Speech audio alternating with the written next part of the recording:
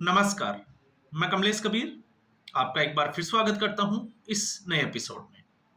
आज के इस एपिसोड में हम जगदीप धनखड़ के इस्तीफे की असली वजह क्या रही, उसका आकलन करेंगे। हालांकि दोनों तरफ से आपने जो है वो बहुत सारी खबरें पढ़ी और देखी, लेकिन उनमें सच्चाई क्या है, उसका आधार क्या है, इस बात का जो है वो जानना जरूरी है कि आखिर हुआ क्या। तो अब इसके जो इनसाइड स्टोरी है उसमें कुछ चीजें निकल के आई है, उसका हम जो है वो इस वीडियो में जिक्र करेंगे। आपने देखा होगा विपक्ष कुछ अलग तरीके के आरोप लगा रहा है। सत्ता पक्ष की तरफ से अभी कोई भारतीय जनता पार्टी का बड़ा नेता किसी भी तरीके के स्टेटमेंट देने से बच रहा है, लेकिन मीडिया जो है वो अपने तरीके से इसका जो है वो आकलन कर रहा है। अब ऐसे में आखिर हुआ क्या और इसकी इनसाइड स्टोरी क्या है, उसको अगर हम समझेंगे तो सही समझ में आएगा कि इस्तीफा क्यों हुआ। जगदीप धनखड़ के हम अगर पास्ट को देखते हैं तो जगदीप धनखड़ पैसे से वकील, और वकील लोग जो है वो जज के पास जाते हैं और जजों के बारे में जानते भी हैं। अब मैं ऐसा क्यों कह रहा हूं, ऐसा मैं इसलिए कह रहा हूं, याद करिए प्रशांत भूषण को। मैं उसी प्रशांत भूषण की बात कर रहा हूं जो आम आदमी पार्टी में केजरीवाल के साथ थे। फिर क्यों वो आम आदमी पार्टी से निकलकर चले गए उसका हम इसमें जिक्र नहीं करेंगे, क्योंकि वो अलग विषय बन जाएगा। तो प्रशांत भूषण जैसे वकील जो है वो लगातार जजेस को अटैक करते हैं और वो हमेशा जो है वो करप्शन की बात करते हैं, करप्शन के मुद्दे को उठाते हैं। और कई फैसलों में जो है वो ये साफ तौर से दिखता भी है। जैसे अभी हम देखें यशवंत वर्मा का केस में, तो वहां पर जो आग लगी उसमें नोटों के कई बंडल जो है वो जले हुए मिले। तो सवाल खड़ा ये होता है कि आखिर ये पैसा आया कहां से। दूसरा, कुछ ऐसे फैसले आते हैं जो अप्रत्याशित होते हैं। तो ऐसे फैसले कैसे दिए जाते हैं, तो ये एक चर्चा का विषय बन जाता है। लेकिन यहां पर हम जुडिशरी की बात करते हैं तो वकील जो है वो लगातार टकराव होता है और वो लगातार अटैक करते हैं, इसलिए मैंने प्रशांत भूषण का नाम लिया। तो जगदीप धनखड़ पैसे से वकील रहे तो वो अदालत में क्या होता है इसको बखूबी जानते हैं, और यही एक वजह रही इस इस्तीफे की, जिसको हमें समझना जरूरी है। अब इनसाइड स्टोरी यह है कि आज के 2 से 3 महीने पहले सुप्रीम कोर्ट के 3 फॉर्मर जजेस, आप रंजन गोगोई की बात कर सकते हैं, चंद्रचूड़ सिंह की बात कर सकते हैं, 3 लोग जो है वो राष्ट्रपति भवन के दरवाजे पर जाते हैं और दरवाजा खटखटाते हैं। अब यहां से जो है वो ट्विस्ट आता है, आपको यह समझना जरूरी है क्यों। राष्ट्रपति भवन में राष्ट्रपति द्रौपदी मुर्मू से उनकी मुलाकात होती है लगभग 40 से 45 मिनट, और मुद्दा क्या उठाया जाता है, मुद्दा यह उठाया जाता है कि सीधे तौर पे जुडिशरी को टारगेट करना जो है वो गलत है, और यह मुद्दा जो है वो जगदीप धनखड़ से जुड़ा हुआ है। आपको इसको नहीं भूलना चाहिए।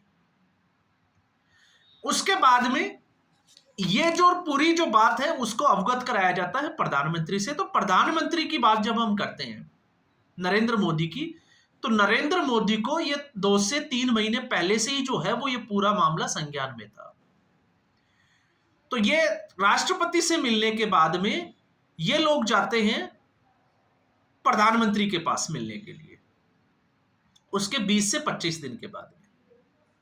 अब मामला क्या सामने आता है, मामला सामने यह आता है कि एक संवैधानिक पोस्ट पर बैठा हुआ व्यक्ति, क्योंकि अगर आप देखोगे, क्योंकि जगदीप धनखड़ और प्रशांत भूषण में फर्क यही है कि प्रशांत भूषण वकील है और जगदीप धनखड़ जो है वो अब वकील नहीं रहे। उनको पता होना चाहिए कि वो संवैधानिक पद पे एक डेकोरेटिव पोस्ट पे है। तो आप किसी व्यक्ति विशेष को लेकर सारे जजेस को गाली नहीं दे सकते। तो ये मामला आया और मामला ये उठाया गया इन तीनों जजेस के द्वारा कि जब भी वाइस प्रेसिडेंट नेता पक्ष को और प्रतिपक्ष को जब अपने चेंबर में बुलाते हैं तो वो जजों को गाली देते हैं, जबकि ऐसा नहीं करना चाहिए। तो जगदीप धनखड़ के स्वभाव का तो आपको पता ही है कि स्वभाव का पता यहां से चलता है। और इसी स्वभाव की वजह से इस्तीफा दिया। वो क्यों दिया, जब हम उसको समझेंगे तो आपको समझ में आएगा कि स्वभाव कैसा है। फिर उसके बाद में आपने देखा होगा पब्लिकली यशवंत वर्मा पर जो है वो एफआईआर की बात की जाती है। अब इसका एक अगर आप देखोगे, एक पक्ष ये है कि जगदीप धनखड़ जो है वो अपनी जगह सही है कि यशवंत वर्मा के ऊपर एफआईआर होनी चाहिए। वो हम समझ सकते हैं कि क्यों होनी चाहिए, क्योंकि हमारा आकलन भी और हमारा मानना भी यही है। लेकिन आप संवैधानिक पोस्ट पे यशवंत वर्मा के साथ में आप सभी जजों को टारगेट नहीं कर सकते। और जब आप ऐसा करते हैं तो ऐसा मैं इसलिए कह रहा हूं क्योंकि जगदीप धनखड़ चाहे वो फ्लोर ऑफ द हाउस है, जब भी वो जो है वो राज्यसभा में होते हैं, जब भी वो चेंबर में होते हैं, या कभी आपने देखा होगा पब्लिक मंच पर होते हैं, तो लगातार वो जो है वो जजेस को टारगेट करते हैं। तो अगर ये एक सिस्टम में रहकर किया जाए तब तो ठीक है, लेकिन अगर सिस्टम को तोड़कर ऐसा किया जाता है तो फिर वही स्थिति आ जाती है जिसमें कार्यपालिका और न्यायपालिका के बीच में टकराव देखा जा सकता है। और जगदीप धनखड़ के पिछले 3 से 4 महीने में आपने देखा होगा, एक तरीके से जगदीप धनखड़ ने न्यायपालिका के पूरे सिस्टम को जो है वो डरा रखा है, या हम कहें कि डर का माहौल बना रखा है। और सरकार के जो है वो न्यायपालिका से जुड़े हुए हजारों फैसले ऐसे जो है वो चलते रहते हैं, आपको पता ही है। और उसमें कार्यपालिका कभी नहीं चाहेगी कि न्यायपालिका के साथ उसका टकराव हो। तो अब यशवंत वर्मा के खिलाफ आप ये नहीं कह सकते कि जगदीप धनखड़ जो है वो भ्रष्टाचार के खिलाफ लड़ाई लड़ रहे थे, उसमें केंद्र सरकार ने उनका साथ नहीं दिया। नहीं, केंद्र सरकार, अगर आपकी बात को मैं अगर यहां से समझूं तो केंद्र सरकार खुद चाहती है कि यशवंत वर्मा के खिलाफ जो है वो कार्रवाई हो, महाभियोग लाया जाए, लेकिन वो एक तरीके से लाया जाए। इसीलिए आपने देखा होगा कानून लॉ मिनिस्टर मेघवाल और इसके अलावा भारतीय जनता पार्टी ने पहले ही क्लियर कर दिया था कि ये जो इंपीचमेंट का जो महाभियोग का जो प्रस्ताव लाया जाएगा ये लोकसभा में लाया जाएगा। तो सरकार तो चाहती थी, तो फिर हुआ क्या? फिर हम उसके बाद में आते हैं जब प्रधानमंत्री की इनके पास आज जो है वो मुलाकात हो जाती है। तो उसके बाद जब सेशन शुरू होता है 21 तारीख को, तो 21 तारीख को 12 बजे से लेकर 4 से 4:30 बजे के बीच में होता क्या है सबको पता है। पहले मल्लिकार्जुन खड़गे को टाइम दिया जाता है, और मल्लिकार्जुन खड़गे जो है वो आपको पता होगा ऑपरेशन सिंदूर के बारे में कुछ पॉइंट रखते हैं। जेपी नड्डा इसका विरोध भी करते हैं। अब इसमें आपको एक चीज और समझनी है कि आखिर ऐसा क्यों हुआ। तो ऐसा इसलिए हुआ क्योंकि जगदीप धनखड़ ने विपक्ष के सांसदों से साइन करके प्रस्ताव ले लिया, बावजूद इसके पता होने के बावजूद कि लोकसभा में जो है वो इस तरीके का प्रस्ताव लाया जा चुका है। तो यहां पर यह मामला जो है वो सिस्टम को ब्रेक करने का या सरकार को कॉन्फिडेंस में लिए बिना ऐसा करने का, तो आपको समझ में आ गया होगा कि वजह क्या रही होगी। और जब इसमें जो है वो आपको ये भी पता होगा कि उसके बाद 4:30 बजे बीएससी की मीटिंग होनी थी, लेकिन उसमें जेपी नड्डा और किरण रिजिजू नहीं पहुंचते हैं। फिर उसके बाद कुछ बातचीत होती है, और बातचीत होती है तो उसके बाद रात को 8:30 बजे बिना प्रोटोकॉल के, आप ये भी समझना बहुत जरूरी है कि प्रोटोकॉल तोड़कर जगदीप धनखड़ जो है वो राष्ट्रपति भवन पहुंच जाते हैं। तो इसका मतलब क्या है कि 4:30 बजे के बाद में कुछ ऐसा हुआ जिससे जगदीप धनखड़ का पारा जो है वो 7वें आसमान पर चढ़ गया। जल्दबाजी दिखाई, राष्ट्रपति से मिलने पहुंच गए। अब आप सोच के देखिए, जब स्वास्थ्य कारणों का हवाला दिया जाता है तो ये जो है वो यही खारिज हो जाता है कि ये काम तो अगले दिन जो है वो सुबह भी किया जा सकता था। इस्तीफा सुबह 10 बजे भी दिया जा सकता था, 11 बजे भी दिया जा सकता था। तो रात को 8:30 बजे क्यों चलो, वो भी बिना किसी को इन्फॉर्म किए। और इनसाइड स्टोरी में ये आता है कि जब जगदीप धनखड़ वहां पहुंचे तो वहां पर जो है वो कोई भी कैमरामैन नहीं था, कोई भी स्टाफ नहीं था इस तरीके का जो इन चीजों को, क्योंकि ऐसा करने से पहले इन्फॉर्म किया जाता है, समय लिया जाता है, और फिर एक प्रोटोकॉल के तहत जो है वो सारी प्रक्रियाएं होती है। हाँ, ये जरूर कह सकते हैं कि उपराष्ट्रपति जो है वो सीधे जाके मिल सकते हैं, लेकिन इससे पहले जो है वो जरूरी था कि सरकार में मतलब प्रधानमंत्री नरेंद्र मोदी को इन्फॉर्म करके जाते तो शायद जो है वो मामला अलग होता, लेकिन जगदीप धनखड़ ने ऐसा नहीं किया। 8:45 बजे जगदीप धनखड़ जो है वो इसके बाद जो है वो राष्ट्रपति से मुलाकात करके और बाहर निकलते हैं, और अगले 15 मिनट पे उनका इस्तीफा जो है वो एक ट्वीट कर दिया जाता है। तो आखिर ये जल्दबाजी क्यों दिखाई गई? तो यहां पर जगदीप धनखड़ को मौका देना चाहिए था, क्योंकि उन्होंने रेजिग्नेशन लेटर अपना दे दिया था।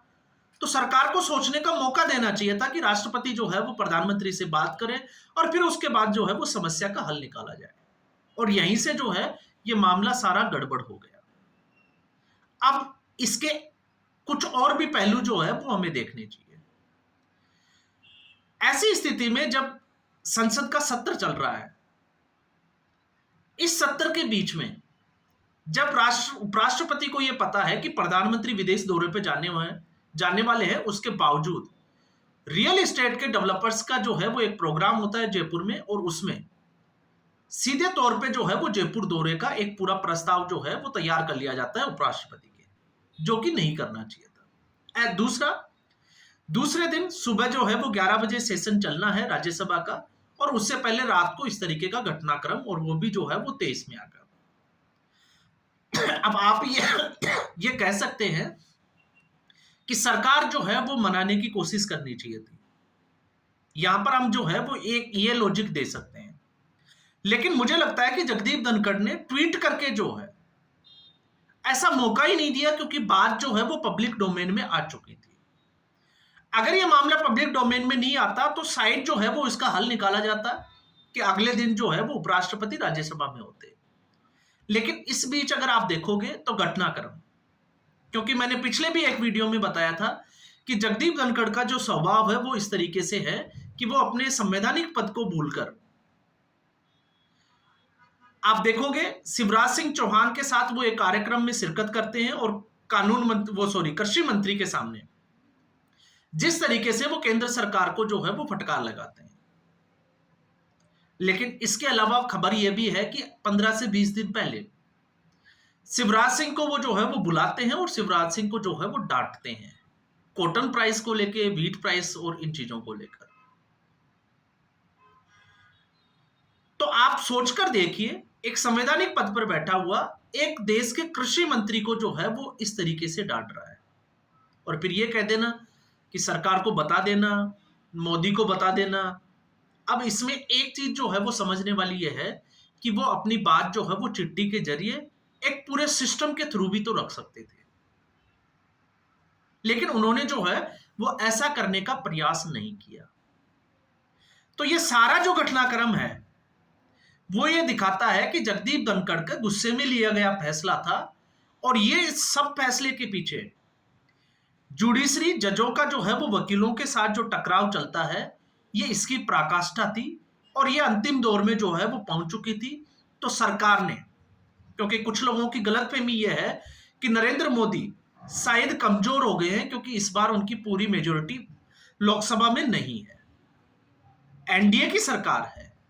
लेकिन इसके बाद भी आप जो है वो नरेंद्र मोदी की विल पावर की जब आप बात करोगे तो आप देखिए उपराष्ट्रपति का इस्तीफा, और उसके बाद मनाने की कोई कोशिश नहीं की गई कि आपको जाना है, बेशक आप जाइए। और फिर उसके बाद उनके जब आप ट्वीट को देखोगे तो ट्वीट जो है वो सिर्फ और सिर्फ फॉर्मेलिटी भरा हुआ था। और इसका दूसरा पहलू भी आपको समझना चाहिए, जब भी कोई संसद का सत्र चलता है तो संसद का सत्र चलता है तो जिस दिन ये सेशन शुरू होता है उस दिन प्रधानमंत्री, ये प्रोटोकॉल का एक हिस्सा है कि पहले वो लोकसभा में जाते हैं और फिर राज्यसभा में जाते हैं। पहली बार प्रधानमंत्री जो है वो लोकसभा में तो गए, लेकिन उसके बाद वो राज्यसभा में नहीं गए, क्योंकि प्रधानमंत्री नरेंद्र मोदी जगदीप धनखड़ के साथ जो है वो मुलाकात करना ही नहीं चाहते थे।